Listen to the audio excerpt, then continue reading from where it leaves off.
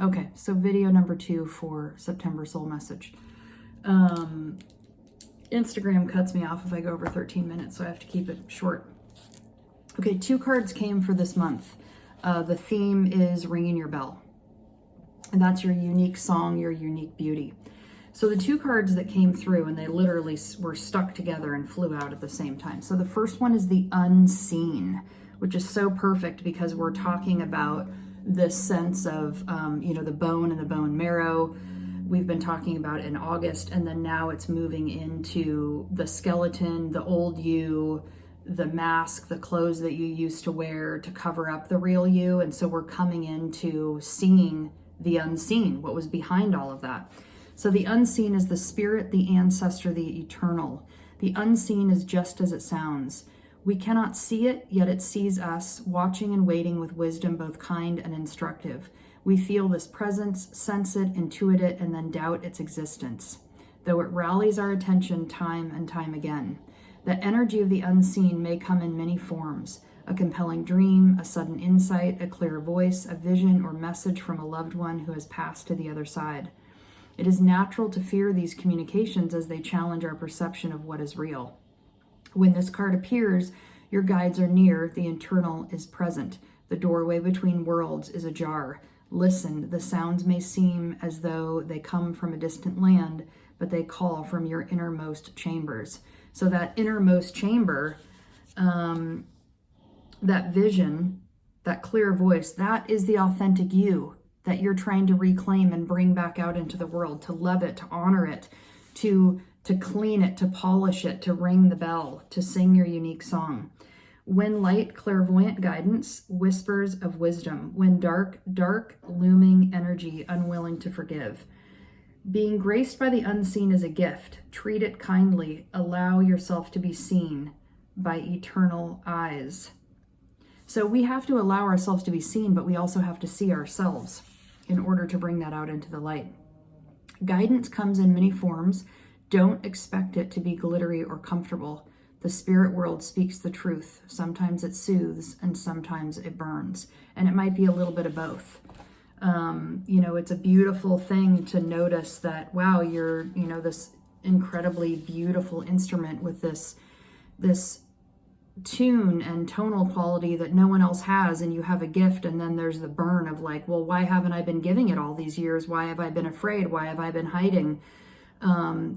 And so there can be a bit of grievance around that, or grief around that, I should say, rather than grievance. And then the second card that came out at the same time was the self. I mean, you can't make this shit up. It's so perfect.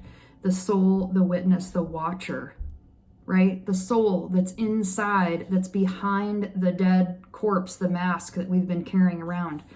The witness, the watcher, the one who's always in there witnessing and watching everything. The self is the prism that allows the spectrum of our personalities to radiate. It does not judge, prohibit, suppress, or oppress any of its parts, as it lovingly knows that all aspects have a time and a place, and leads us to experience the full breadth of life's offerings. The self is this central abiding container, the awareness of the infinite universe of possibilities. When this card appears, it's a call to step back into witness consciousness, to observe yourself navigating the world. Ask yourself, am I the stew or am I the chef? I mean, seriously, you can't make this shit up. The container, the stew, it's like this is what we've been talking about for months. In most situations, our ego draws us into the cauldron where we swirl, spin, and smolder in chaos. Yet the self is a graceful culinary dancer, watching, waiting, observing as the spectrum of ingredients become the flavor of our life. Look in the mirror for 30 seconds or more. Attempt to see the you behind the you. If you have not done eye gazing meditation before, make it a practice this month. It's not something I suggested. I hadn't even read this card until I came on to the video, but that's another great suggestion. And if you do it in the mirror, you can see yourself. And if you do it long enough, it's very common to have your face turn into animal shapes, to see that your face looks beaten, to see visions of yourself as what you look like in a past life, all kinds of things. When light, witnessing, accepting new aspects of self. When dark, disjointed, fatigued, diffused energy and purpose. Right? Because when we're not living, when we're not ringing our bell when we're not claiming who we are, we're not living our purpose, and then we're fatigued and our energy is diffused.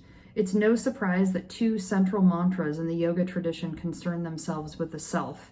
Experiment with Soham, I am that. So I just read the Joanna Macy, or not Joanna Macy, she did the translation, which is a beautiful translation if you want to look it up, onbeing.org. There's a reading that she did of the Rilke poem that I read in the September Soul Message.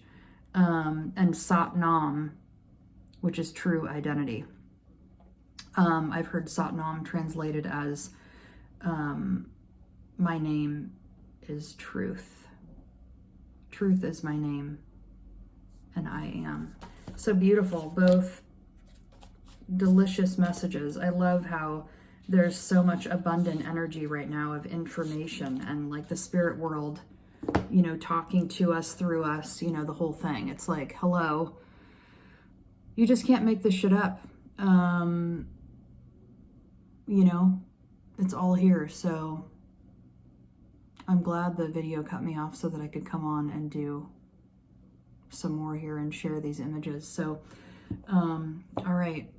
Love you. Namaste. Be well. You're not crazy.